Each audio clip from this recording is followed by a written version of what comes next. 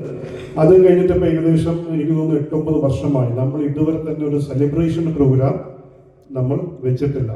So അതിൻ്റെ ഭാഗമായിട്ടാണ് May 17 അഡ്ലക്സിൽ നമ്മൾ നെക്സസ് എന്ന് പറയുന്ന ഒരു സെലിബ്രേഷൻ പ്രോഗ്രാം എന്ന് പറഞ്ഞാൽ ഏകദേശം 10,000-ഓളം പേര് വരുന്ന പ്രോഗ്രാമാണ്.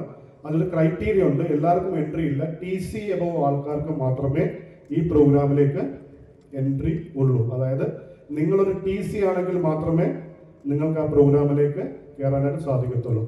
എത്ര പുതിയ ഡിസ്ട്രിബ്യൂട്ടേഴ്സ് കൈബുക്കാവാം, പുതിയ ആൾക്കാർ, ഫസ്റ്റ് ടൈമേഴ്സ്, കുറച്ച് എനിക്കൊന്നും കമ്പനിയെ കുറിച്ചൊക്കെ വളരെ വ്യക്തമായിട്ട് അറിയാമായിരിക്കും. ഡയറക്ട് സെല്ലിംഗ് ഇൻഡസ്ട്രി ഇന്നിപ്പോൾ വളരെ കുതിച്ചുകൊണ്ടിരിക്കുന്ന ഒരു ഇൻഡസ്ട്രിയാണ്. എനിക്ക് തോന്നുന്നു ഇന്നൊരു സന്തോഷ വാർത്ത കൂടെയുണ്ട്.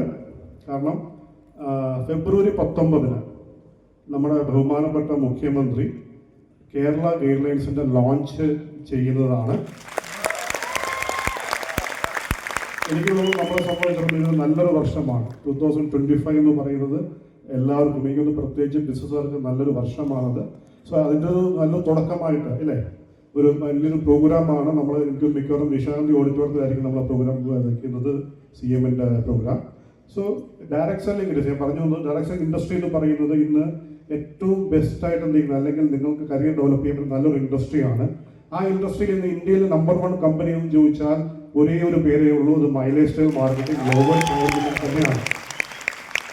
കേരളത്തിൽ നമ്മുടെ ഓപ്പറേഷൻ ലേറ്റായിട്ട് വന്നെങ്കിൽ കൂടെയും ഈ ചുരുങ്ങിയ കാലഘട്ടം കൊണ്ട് ഇന്ത്യയിൽ സെയിൽസ് കൊടുക്കുന്ന ബിഗ്ഗസ്റ്റ് സ്റ്റേറ്റിലാണ്. 2ാമത്തെ സ്ഥാനം കേരളത്തിനാണ്, 1ാമത്തെ സ്ഥാനം മഹാരാഷ്ട്രയാണ്. വലിയ സ്റ്റേറ്റാണ്, നമ്മൾ ചെറിയ സ്റ്റേറ്റ് ആയതുകൊണ്ടാണ്. പക്ഷേ ഈ നെക്സസ് പ്രോഗ്രാം കഴിയുന്നതോടെ ഞാൻ പറയുന്നു, ഇന്ത്യയിലെ നമ്പർ 1 സെയിൽസ് കൊടുക്കുന്ന സംസ്ഥാനമായിട്ട് കേരളം മാറും. യാതൊരു സംശയവുമില്ല.